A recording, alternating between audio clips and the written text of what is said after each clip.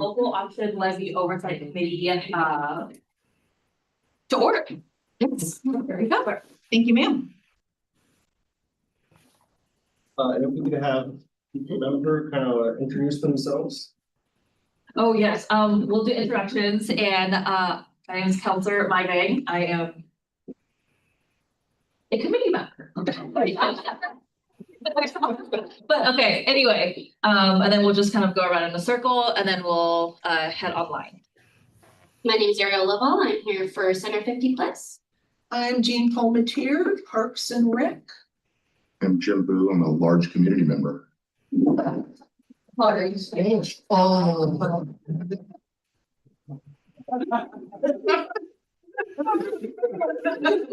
the record. I am Mickey Varney, City Councilor. Oh my goodness. That was funny. And then we'll start with Dr. Brown and then go from there. Good afternoon, everyone. Dr. Brown here, City Councilor, Ward 5. And then Mr. Levy. Yeah, I'm David Levy. I'm a community member. And then is it Shin? Okay, gotcha. Okay. Do you want staff to introduce ourselves also? Sure, why not? It's our first meeting. Let's start with staff online, introduce themselves, and then we'll go the opposite way in person. Great. I'm Shonan Thomas. I'm the admin analyst. Thank you. And then we'll go with, with Kelly. Do we want, yeah. Sure. I'm Kelly Schmidt and I'll be your admin support. So you'll see emails from me coming through about the committee. I'm Kelly Leinenbach. I am the budget manager and you'll be hearing from me intermittently throughout this committee process. Josh Eggleston, I'm the chief financial officer. So I'm technically the liaison for the committee. So if you have any issues, just let me know. Kelly, you might get a better response from them. So. And Josh as well. Okay. I can say hi too. My name is Gretchen Bennett. I'm acting in capacity community services director, and we really appreciate your support. Hi everyone, I'm Ron Bromack. I'm the city's park planning manager. I'm Jennifer Keller. I'm the Parks and Recreation Division manager. I'm Marilyn Daly Blair, and I'm the Center 50 Plus director. Thank you. Richard Escada, I'm the city librarian for the Institute on Public Library. Hi everyone, I'm Courtney Knox-Bush and I'm the chief strategy officer here. Great, thank you. Looks like public comment is next and we don't have anybody signed up. So we'll move on to action item 3A, the election of the chair. And just really quickly on that one, you know, you can always wait till later in the meeting or even the next meeting if you want to kind of get to know each other a little bit more. So that's up to you guys. Or you can do it now. Just be like someone appoints someone and then you vote. And Well, we have a community member, a large one. So.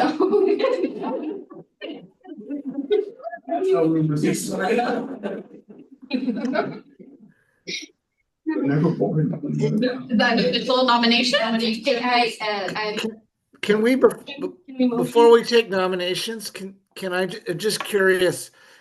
It'd be maybe helpful before we jump into that if staff could give us a little bit of an overview in terms of kind of what some of their expectations are for the next year or so in terms of what they'd like us to be doing and like us to be working on. And I don't know if staff can do that. I know there are members of council on here as well. If they want to jump in on that as well, that'd be really helpful.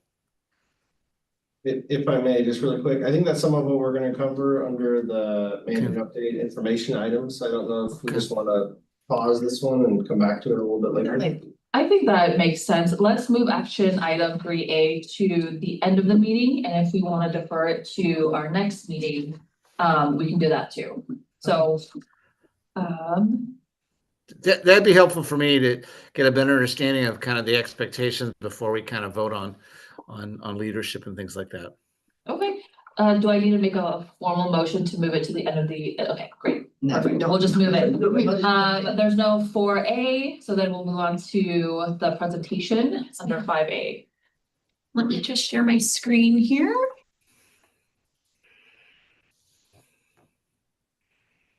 And just so you guys know, we have slides just to make sure we get some information across, but we're hoping to keep it fairly informative. So if you have questions, if you have thoughts, feel free to ask or interject. Can people on Zoom see the screen? Perfect, thank you. Okay, great. Well, I'm up first for a little background information and some financial updates. So I'm so glad we're meeting here today at the levy passed in May 2025. Salem voters voted to support Parks, Recreation Center 50+ in the Salem Public Library. So all of these services for fiscal year 2026, which is the current fiscal year we're in, moved from the general fund into their own specified fund, which is called the local option levy fund. So the costs are now segregated in that fund.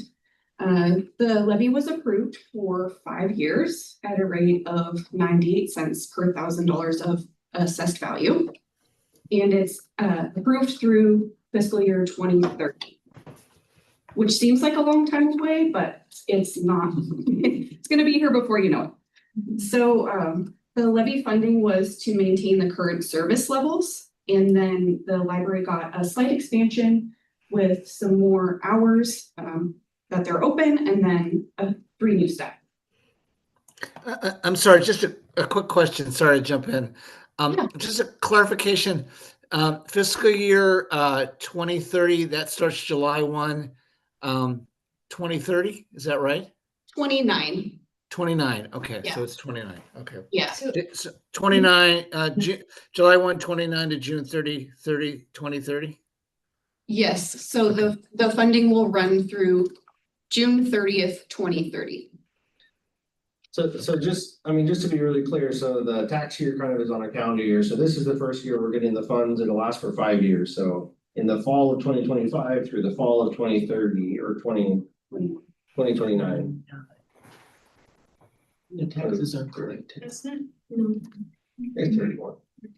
Because we'll have it in the fall. Yeah, I put the tax year instead of the fiscal year. You're right. Did you say what you just agreed upon together? One more Yes. time. Apologies for the slide typo. It will be through fiscal year 2031. So June 30th, 2031. And we'll receive our last property taxes The fall of 2030. fall of 2030. So So funding is, I'm sorry, the funding is through 6/30/30 then? June 30th, 2031. Oh, 2031. Okay. Yeah, so- I okay. inadvertently put the tax year on there, so apologies for the typo on the slide. Thanks for asking. Okay. That's a really good question because we kind of go back and forth because our fiscal year, operates July 1st through June 30. We're on an annual budget cycle. The tax year is generally a calendar basis. So sometimes taxes spread out if people don't pay all the way up front, but the bulk of it happens actually last week, this week, that kind of thing. Is the money that's actually collected, is it received into the fund after the property owner pays it? Correct. So the way the county assessor operates is you get your, property tax statement in October, right? You actually make a payment, and we get receipt after they've divided the taxes amongst jurisdictions, and we get receipt. So we don't get everything all at once. You'll actually see here in another slide, we're at like 40% of where we think we're gonna land, which is just where we're at today. But November and December are big months for tax receipts. And some people, if you pay 1/3, you don't get that discount. So you can pay throughout the year. So we'll continue to receive fairly large amounts through the end of the year. So like November 15th, because we all pay that in theory, so that money is received, the 3% discount. So is the levy based on the assessed value or the actual money received? So that 3% gap, that savings, is that, how is that calculated? Yeah. The actual money. That's a really good question.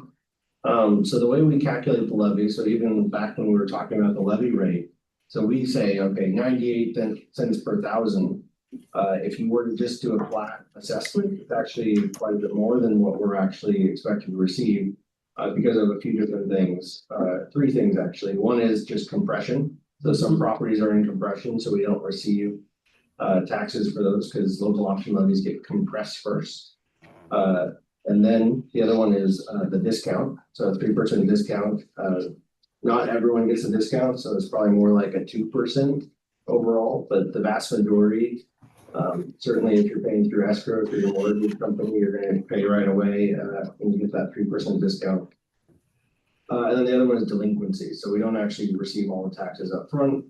It might actually be several years. Things that are assessed this year, we continue to receive them for lots of years in advance. Eventually, sometimes delinquent taxes aren't paid until a property is sold.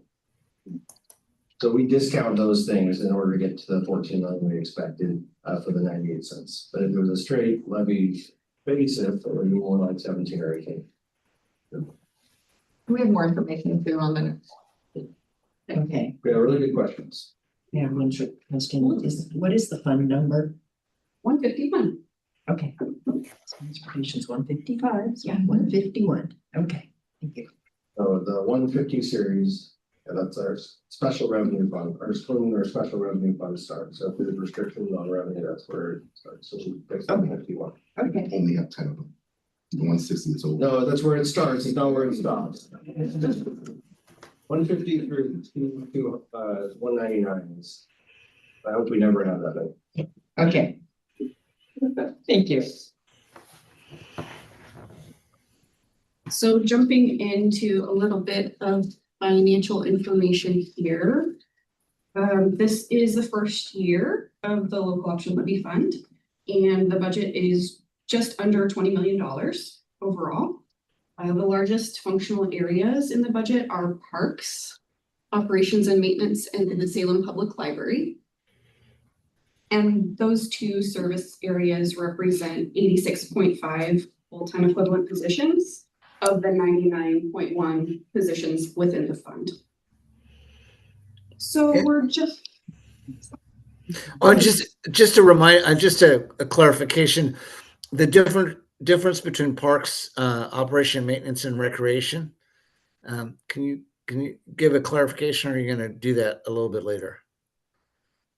Yeah, I wasn't planning to dive into services, but we can. Yeah, I mean, that's perfectly fine. So we have, from the financial side, they're separate cost centers. So even in the local option levy fund, recreation staff and park staff are separate, but there's a lot of collaboration, a lot of interaction that happens then, but it really is separation by the program function. So park operation and maintenance is really focused on maintenance of the park's infrastructure, whereas recreation is really focused on programs and services. You think about softball or kickball, runs, things like that. Okay, thank you. So we're just a little more than 40% of the fiscal year is completed, and about 34% of the expenditure budget has been realized. So we're fairly on track with expenses. So you'll see non-divisional up there, and that is where the property taxes will be receipted. You see on the expenditure side, we're not expecting expenses, but there is a little bit of actuals there for banking and investment fees and other division-wide expenses. And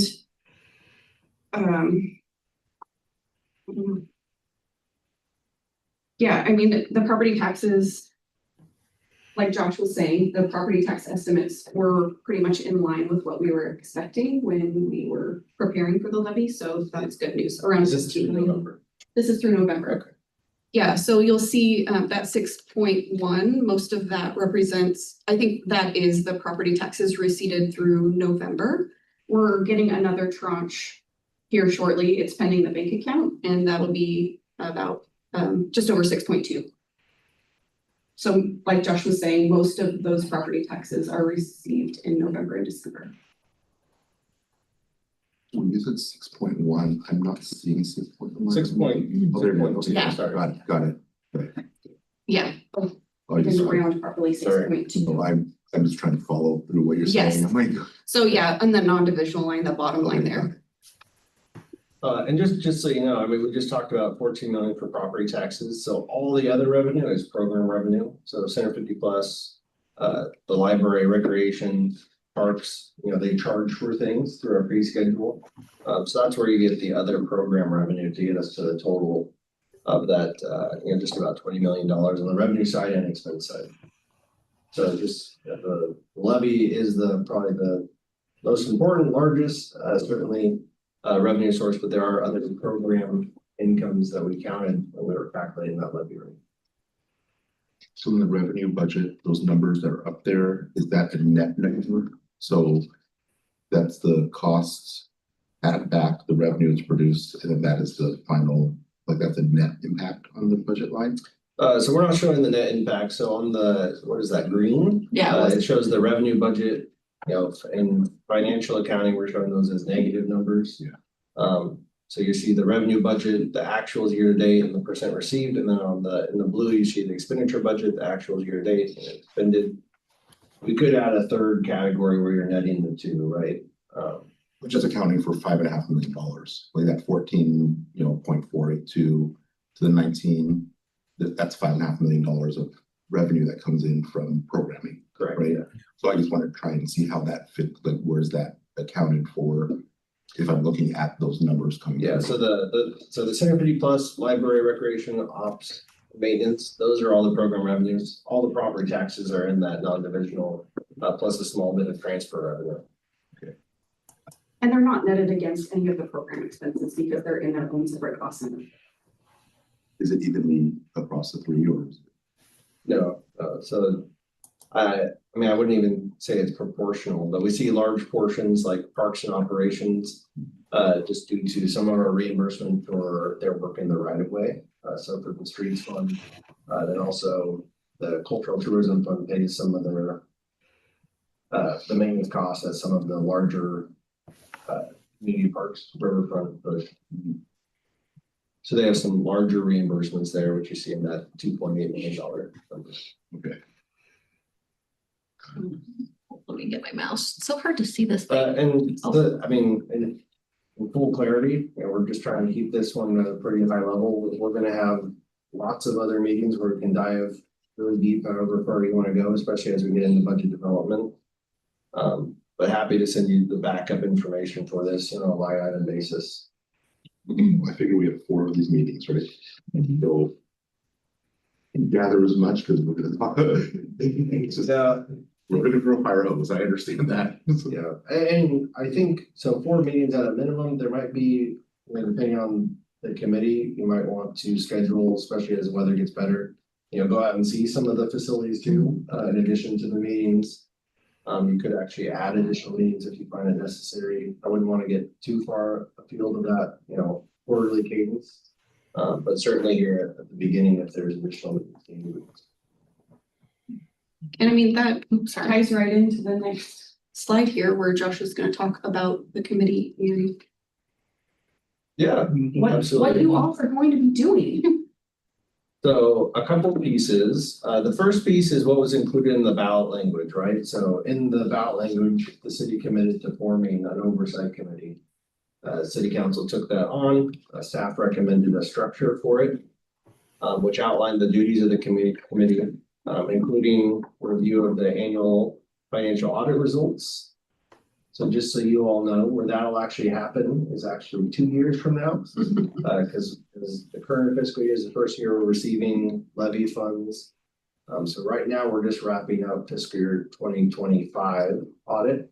So next December we'll wrap up 2026, and then it'll come to the committee likely the first quarter of calendar year 27. The 5-year forecast. So we're developing that right now. So your next meeting, you'll see the 5-year forecast for the local option levy fund. The proposed budget will also likely review that at your next meeting. So those will probably be the 2 big focuses there. And then quarterly financial reports. So those are, we gave it to you at a really high level tonight. We also deliver those to the budget committee and the city council. So my thought is, when we deliver those to the city council, we'll let the committee know so you can also see. Sorry, are the quarterly financial reports also going to the finance committee? They don't go to the finance committee. The council mentioned that a while back. They go to city council and they go to the budget committee. Okay, okay, I just didn't know where the finance committee fit into this or if they requested anything. Okay, that's fine. They haven't historically, it's certainly something we could talk about. Okay. They are online, so all the past reports are accessible on the city's website. Okay. Josh, this is David. I don't know if this is a question for you or for Kelly. What would be really helpful for me, and I appreciate you sending the agenda out, is a little bit of a timeline. You talked about kind of the current levy option that was approved by the voters goes through end of June of 30/31, but that time goes by quickly, and so it'd be helpful for us as in terms of kind of identifying the budget and making some decisions, or what are some key points in the process that we need to look at it. If they decide to go back to the voters to renew this levy or look at other options, when does that have to take place in the process? And kind of, so in terms of planning over the next few years, that would be helpful to know, if that makes sense. Yeah, absolutely. We could bring something back along those lines for sure. Thank you. And just to kind of round it out, review the funds expended from the local option levy, that we're supporting the exclusive purpose for which the levy was approved, Parks and Rec, Center 50+ and the Salem Public Library. We're going to get that, some through the annual financial audit, some through the 5-year forecast, proposed budget. We can also prepare any other supplemental information you guys might need there. We touched on this. Meetings will be held quarterly. The next meeting, March 2026. So that's when we see the 5-year financial forecast, see the proposed budget for local option levy fund. And then I would propose we probably want to add kind of a mid-quarter meeting, the next one as we get into the summer period, so you can see some of the parks, operations. Maybe we hold one of the meetings at the library so we could do a library tour. Learn more about the recreation program also. When I applied for this, it said 4 times a year. It would be completely off. It wasn't one every month or something like that. I've been volunteered many times. So. You will not be volunteering unless the committee requests it. But we will offer tour opportunities and things like that. Of course, That sounds weird. Just a little of the kind of background information. This oversight committee is technically a governing body, so you're a public official or a volunteer with the city. Some of you already are. So the meetings are open to the public, noticed publicly. It is accessible, so we're not only noticing people can come to the meeting in person, we're also broadcasting on YouTube. As members, at some point in your term, you're required to attend a training by the Oregon Government Ethics Commission, so we'll follow up with some of that information. We like to touch on public records. So Oregon public records have a pretty broad scope. So when you're communicating in the public or in your email, phone, if it's related to the committee business, there is some chance that could be requested.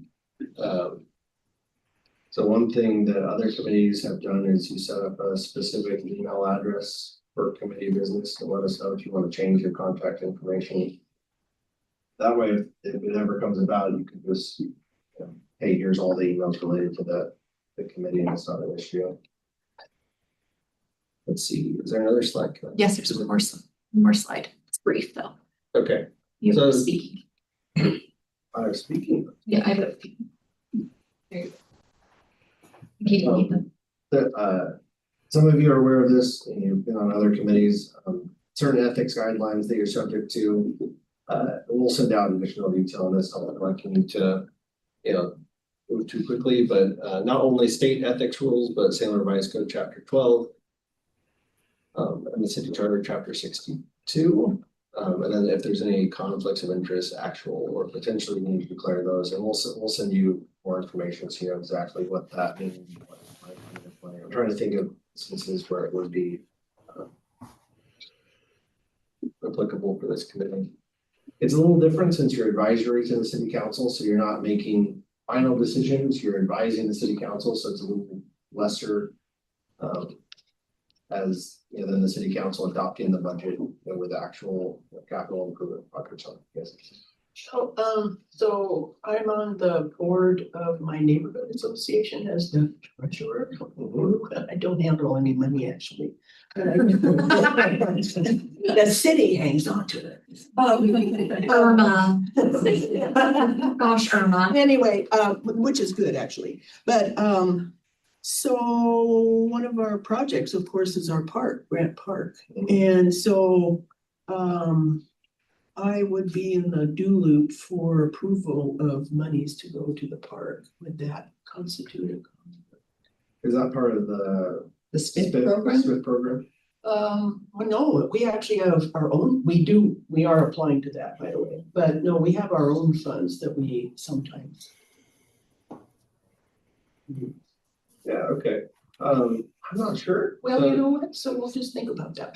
I mean, one thing we can do is you could give me kind of a summary and we could ask the city attorney. A lot of times they're not willing to offer an opinion. It would be for like a peanuts, I'm gonna tell you that right now, but yeah. And also, you know, I've conversed with the Oregon Government Ethics Commission. Their staff are always willing to talk and work through questions. I thought they're fairly responsive. It doesn't sound.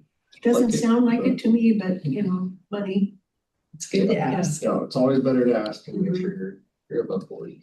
Yeah. Josh, this is David. As a member of an advisory board, if we want to get together with other members of the committee, we're still hold to the standard of 3 or more. It has to be publicly noticed. Is that correct? Let's see. Other records law. Yeah, that's right. So you're the same public meeting requirements as any other governing board. So 2 things. One, yes, you're right. If there's a quorum, it needs to be noticed as a public meeting. If it's less than a quorum, there's still some implications there. There's been a lot of chatter about serial meetings and other issues. We'll send out some guidelines. Okay. That we've been supplied by the Oregon Government Ethics Commission with some FAQs.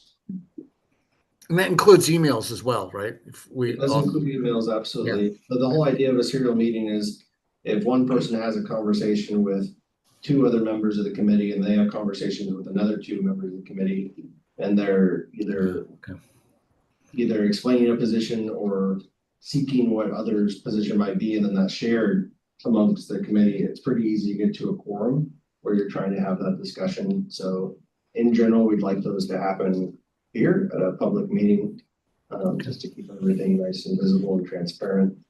That's not to say that you can't get together with another member of the committee. It's just, you might want to think about what you're discussing and who else they might discuss it with.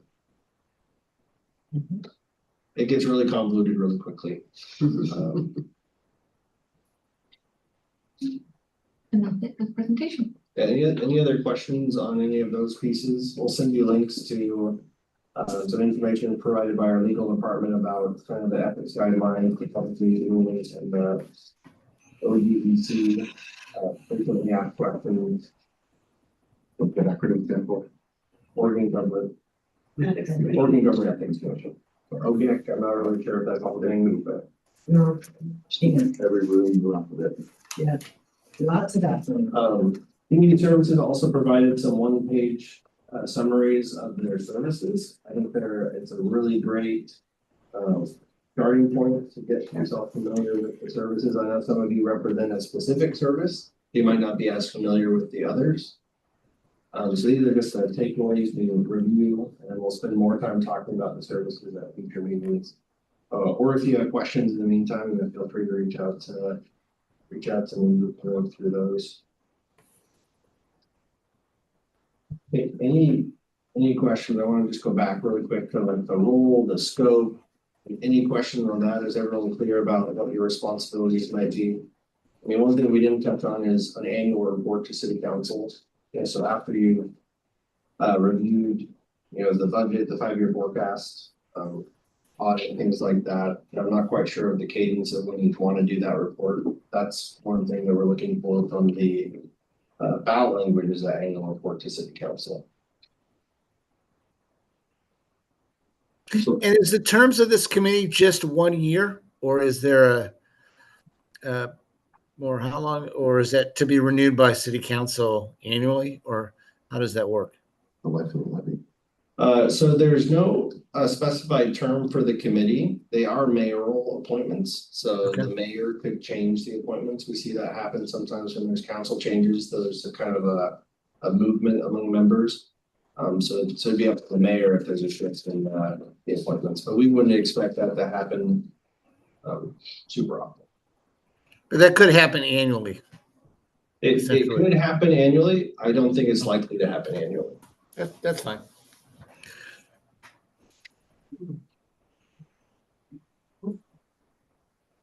Trying to remember. Well, I guess in scope of, I mean, the whole concept is the public, the voters voted for this levy to be in place.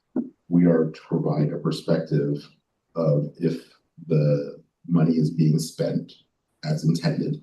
Yeah. And then that's what we're reporting to the city council. Right? That is the flow of information. Correct. Yes. In terms of the budget and the finance committee,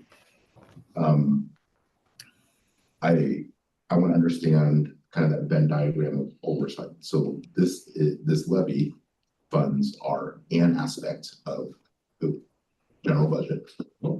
So then is the budget committee looking to us to say, yes, this money is being spent as intended by the letter of the law? The levy was written. Is that what they're seeking? And then that then goes to city council. Yeah, I appreciate the question. So what we see with other advisory boards that offer a recommendation or opinion on budgets is generally we show that recommendation.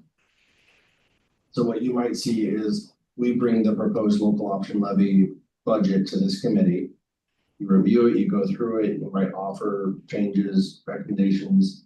Ultimately, it's the budget committee and the city council to decide. We want to make sure this committee has input into that process. So we would display your recommendation also. And in an ideal world, it would be the same as what the budget committee and the city council adopts.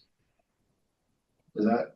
Yes, well, I mean, I recognize that we went over on the revenue as I went through revenue forecasting with you guys. Right. There's 2,700 silos that you're working from, and the budget committee is working in all different silos.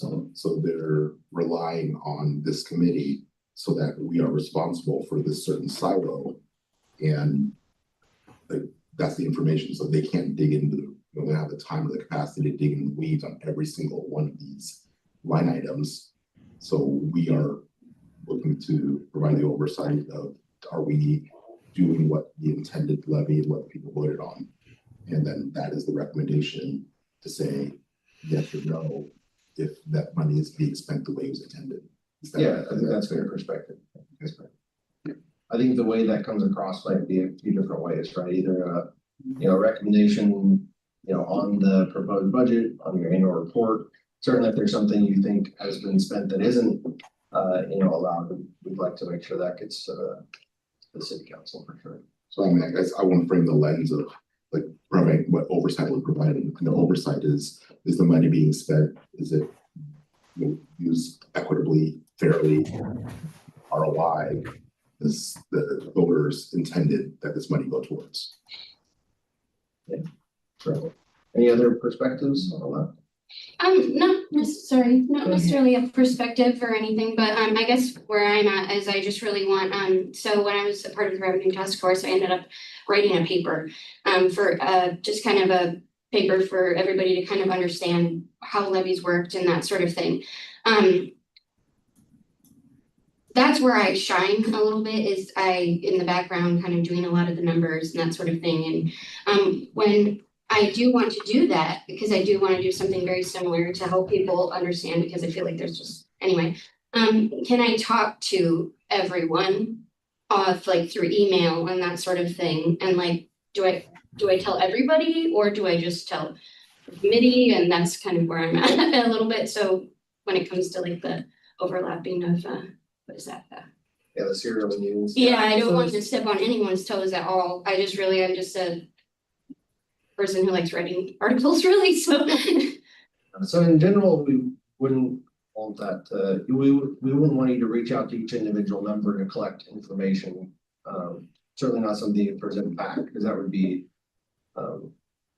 basically conducting a public meeting, via email, right? So we'd want, if you wanted So to have some please do. discussion, that would be Okay. here, yeah. Awesome. Okay, yeah, that's what I was gonna say. So is that where we can therein like be like, hey, I know we have 4 meetings, but can I ask a couple that we have a couple of extra ones? I'm sorry, Jim. But Well, what's Other the than that- intent, I guess, what's the intention of it? Purpose of the meeting is to have a discussion and get work done in a public view. I just don't think 4 is gonna be enough. And honestly, when we did the revenue task force, I still felt like all the meetings that we had weren't enough. And so I feel like the purpose of what I like to do is a lot of the time is I like to find out, because we're gonna go through all the proposed budgets and all that sort of thing. I like to basically break it down for people and make it like, how do you say that? Not edible, like accessible, yes. And so that way I can start to do the other work that I do, which is really helping me through and making sure that everything else is working. So that's my process. And So I don't think that would be necessarily in the scope of this committee. So maybe we can talk offline just about what your hope is for that. Maybe that's something we can help with as we're talking about how to communicate.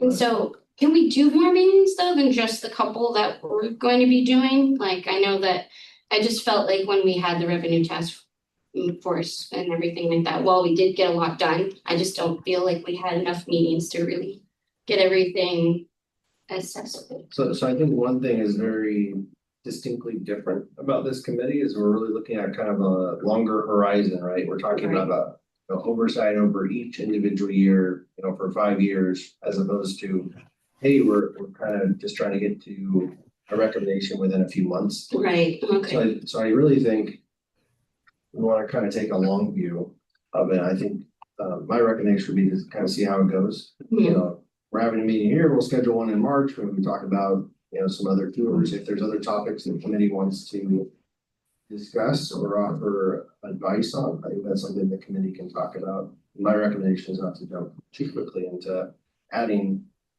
more to the scope. Okay, that makes sense. Thank you. I would concur with the caveat that 5 years is gonna go by real fast. And if our obligation is to make sure that we present some recommendations to council and to staff and to leadership, as if this is working correctly or is money spent correctly, that we want to be able to kind of do a deep dive if we need to, as necessary, as we get closer, because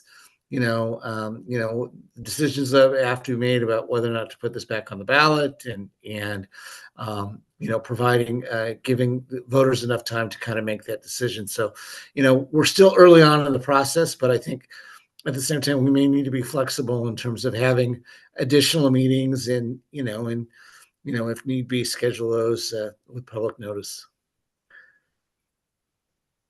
Might ask, My 2 cents. not saying that we have a problem about having enough meetings until we actually have the meeting and see that if the questions and the job that we're assigned to do is done in that Okay, time. sorry about that. So Yeah, let's you're not right. let's burn that bridge when we get there. I just don't want to create any additional problems at all whatsoever. Yeah, so I You're think the right. intention is let's Yeah. do the process and see Thank you. if the system Yeah, you're works. And then from there, we can pivot at that time, but let's not find a solution that for a problem doesn't exist yet. Oh, okay. That sounds great. Well, I'm thinking about how in the weeds this committee gets with respect to specific projects as opposed to certain budget. And an example I have is in the Parks and Rec. I noticed that recently the city council agreed to the concept of adding a pathway over at Wallace Park to go into the woods more. And it was approved. So is that something that's going to be funded from these funds? Not, It's not within the scope of this committee. not in the scope. Okay, so, This is really limited to operating expenses in the local option levy fund, so that's construction. it's construction. Okay, I get it. Okay. Finding our lane, right? From the There, state. there it is. I mean. There's our lane, stay in our lane. What? This is affecting that. So it's operations and not construction at all. And if I may, yes, what you said is correct. And I think what council supported was the beginning of a design exploration process and the. I like that one. Yeah. I don't think there's the firm path decision. I think there's the opportunity The to idea. begin a next level search. So just a quick clarification there. Yeah. But I think I read that too. Good. I'm sure you did, but just in case anyone's That was listening. like, oh, is that part of this picture? No, it's not. Okay, so it's. And I want to be really careful with that, because I think it's perfectly fine to be curious about projects and other things that are impacting the operations, right? But as far as this committee offering an opinion on that specific project, it's not really. But if you have questions, you should connect with Gretchen. Don't you turf off to Kelly? You turf off and graduate. I say that. It's like it takes a village. Great delegation. Takes a village. Love it. Just one other question and a clarification, just kind of looking at the membership of the committee. Each of us represent, I think with the exception of Jim, a specific constituency. Is that correct? That is correct. I think on the application, it listed what's your primary interest. I think, was that how? Okay. Yeah. Yeah. Focus area, maybe. Yeah, focus area. Okay. Yeah. Okay. Yeah, I think it was very purposeful to try to make sure we got a breadth of, make sure we had someone who was interested in each area, at least. Yeah. And we are missing Counselor Tigan, just for everyone's awareness, and Counselor Varney is the alternate. He's going to be in that spot right now for today. And I just wanted to comment, thank you for bringing that up about scope. Because I can see where there might be confusion between the infrastructure bond committee, which works with projects and monies, versus this one, which is just for operating expenses. It's totally, it's different. We're overseeing different things. So thank you for bringing that up.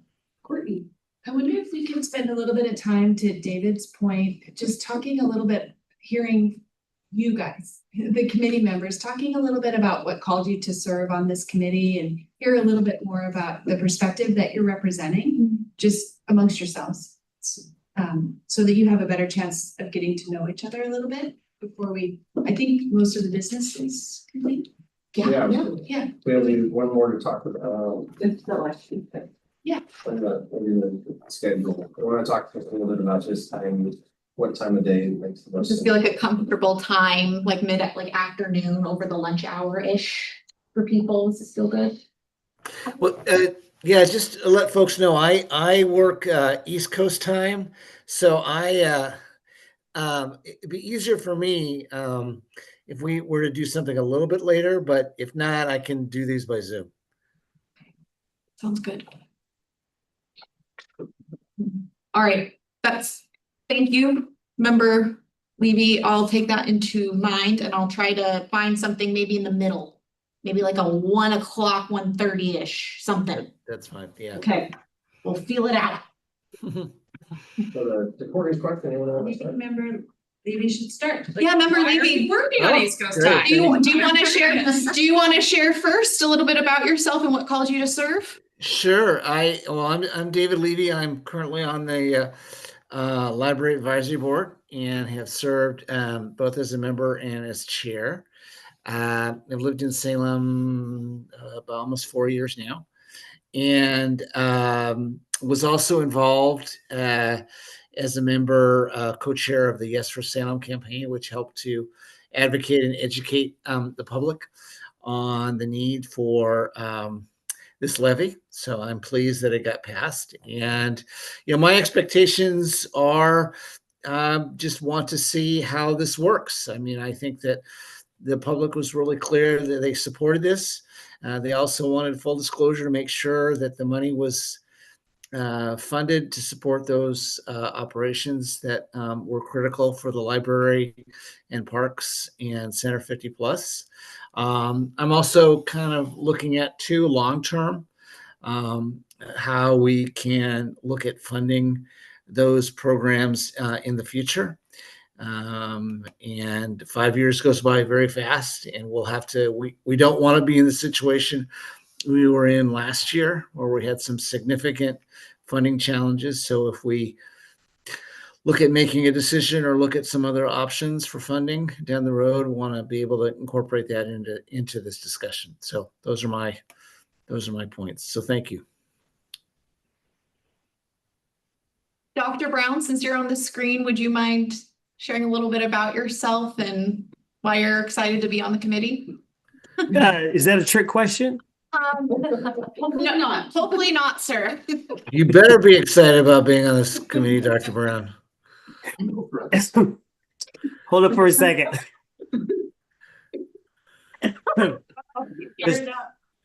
Mr. Levy is making me laugh. So yes, I am excited to be on this particular team. In regards to servitude, at least for those folks who know me, I enjoy the opportunity to give back in a variety of capacities, whether it's working at the state level, local city level. I enjoy the opportunity to give back. And for me, it's always been about, servitude, how to have a servant's heart and how to, serve your neighbor. So that's my why in being a part of this committee. Thank you. Good afternoon, everybody. Mai here. I was called to this committee because I think all of the services that is being provided are critical to making our community a good place to live.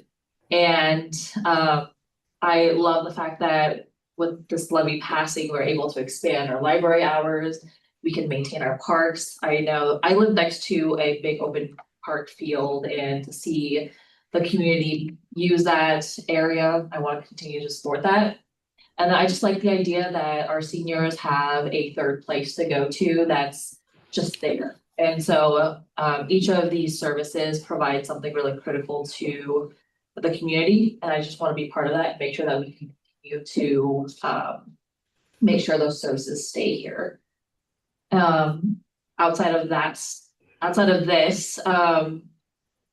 my husband says that I have too many hobbies in terms of like serving my community, but I sometimes think I don't have enough. And so this is just kind of adding on to that list and giving back to my community. So. Sorry. I was called to help because I work with Center 50 Plus quite a bit. And I held a holiday meal for our community this last month with Mel Fuller. And I'm actually really glad to finally see you, Marilyn, because I have only emailed you. Or been in touch with you through that way. But I honestly am just a mom who loves my city and I wanted to do some good for it. So. I'm Jean Palmatier, and I've lived in Salem for about 20 years. And prior to me moving here, because I was a state employee at Transportation Center, I lived in the Dalles, and one of the fun things I did there was I was elected to the Parks and Recreation Board in the Dalles. Now, that's more than 20 years ago, but it was a very eye-opening experience for me to recognize how critical the parks are and how expensive they really are. And in the Dalles, it's like, what do you do with all those trees? And it's just really amazing, the local pool and all that. And so I moved here, and I've been involved with the neighborhood association pretty ongoing. I've been on the planning commission here.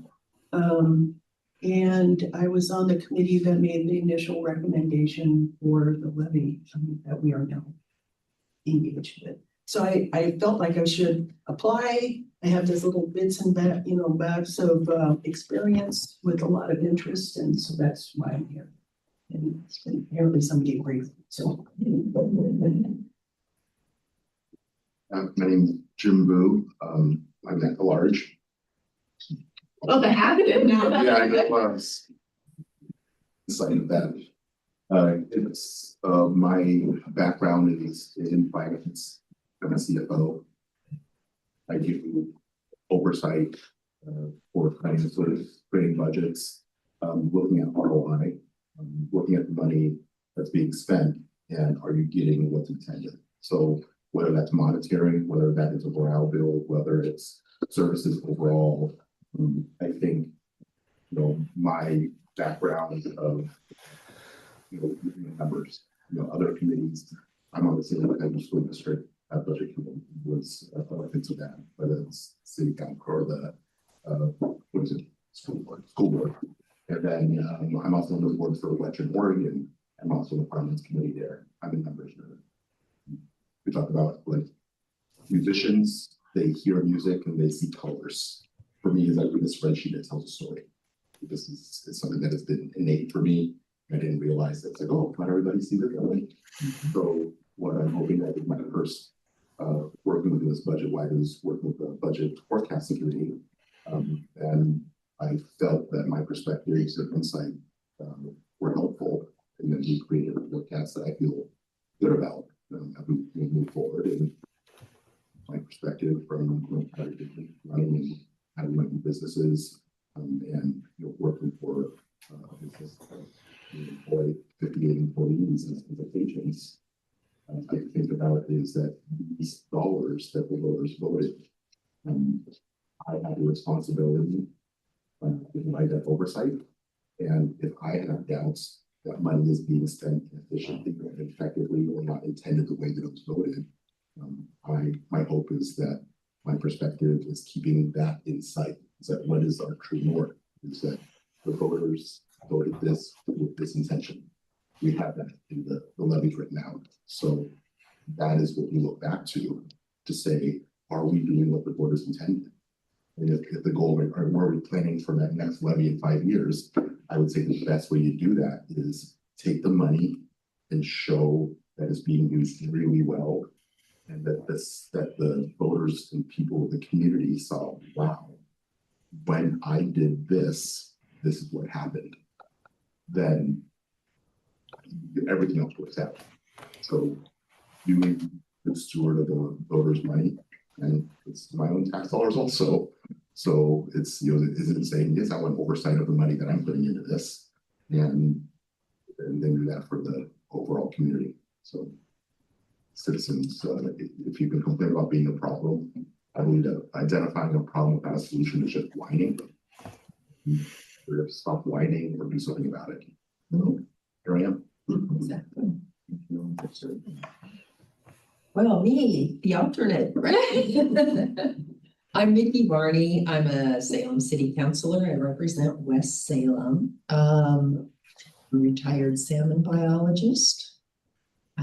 Before I got on council, I was on the Parks and Rec Advisory Board, and I kind of continued as liaison to the Parks and Rec Advisory Board. My interest in this community is, well, I knocked on doors, and one of the largest concerns that when I talked to people at the doors was the oversight and actually having a separate fund created. And so part of my interest in being here is to be able to communicate what's going on back to constituents in my ward, so they have confidence that we're carrying out their wishes for the most part. So that was one of my main reasons, besides my interest in parks and recreation. Center 50+ since I'm a senior, and of course our libraries are crucial, critical, and provide so many services. And we have our own little library in West Salem too. I just wanted, oh, so sorry. I was just gonna say, I just wanted to note the time. So I don't, and I do know that this room has someone else scheduled after us, unfortunately. Okay, Yeah, no worries. We still have a couple minutes and we can hear from Mr. Tigan next, asking the same question. So, just real quick before we close, would you like to do an election of the chair now, or do you want to just wait till your next meeting? Any thoughts? I'd like to wait until I. Yeah, let's wait till next meeting. That'd be great. okay, Councilor Tigan's here, yes. Just scope, what is the difference between a maybe chair, what are the roles and responsibilities that go along with that? Yeah, so I'm not gonna say, it's limiting, it's still important, that you preside over the meeting, basically. Call the order, work through the quorum, if there's issues, you can work through those discussion, points, and then kind of timekeeping, keep everything on task. A lot of times with the chair, we'll talk about the agenda items ahead of time, just to see what questions there might be. So I would say there's slightly more involvement than a regular committee member, but not substantial. So. Food for thought. All right, since we were deferring the election of the chair for next meeting and the time. Unless we have other questions or concerns, so I think we will adjourn for our next meeting in sometime in March. Yes, ma'am. All right,